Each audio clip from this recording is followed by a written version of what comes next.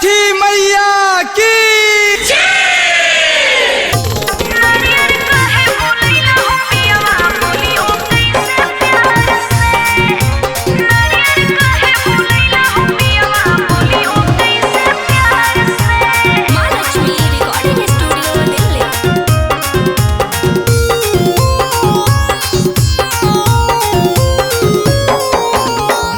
के झोलावा फलवा धनी के लैलियो बाजार से।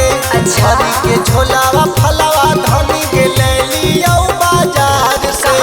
तबो मुँह फुलौले के धनिया बोले न तनिका प्यार से। काहे मुँह फुलौले के धनिया बोले न तनिका प्यार से। हरी के झोलावा फलवा पिया हो गइलो हो बाजार से। हरी के झोलावा फलवा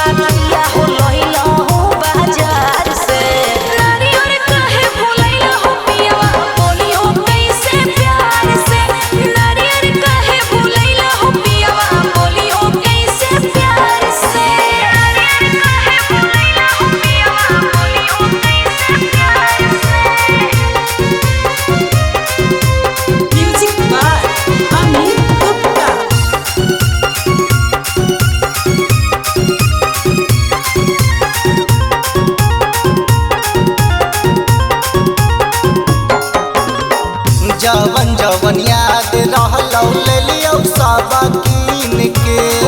पियर सड़ीवा के धनिया रख दिहा पहिन के।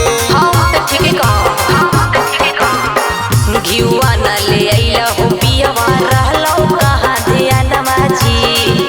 कौची में पकतै पियवा पुआ पकवनवा जी। कहला शादी अरिया जाके ले लियो कुम्हरा घर से। कहला शादी अरिया जाके ले लियो कुम्हरा घर से। तबो मुँह फुलौले के धनिया बोले न तनिका प्यार से। काहेला मुँह फुलौले के रनिया बोले न तनिका प्यार से। बोल लगे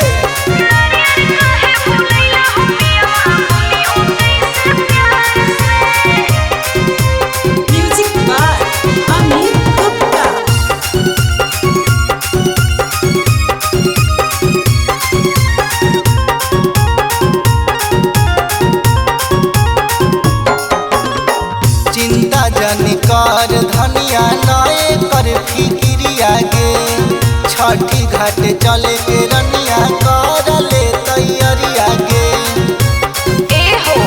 मनोज राजा पियवा राही से कही के छूटल सामनवा मंगई रंजित के भेजाई के।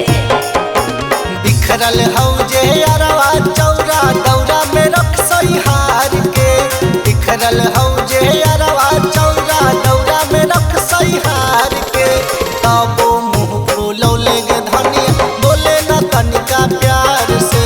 काहेला मुँह फुलौले के रनिया बोले न तनिका प्यार से। अब मान लो।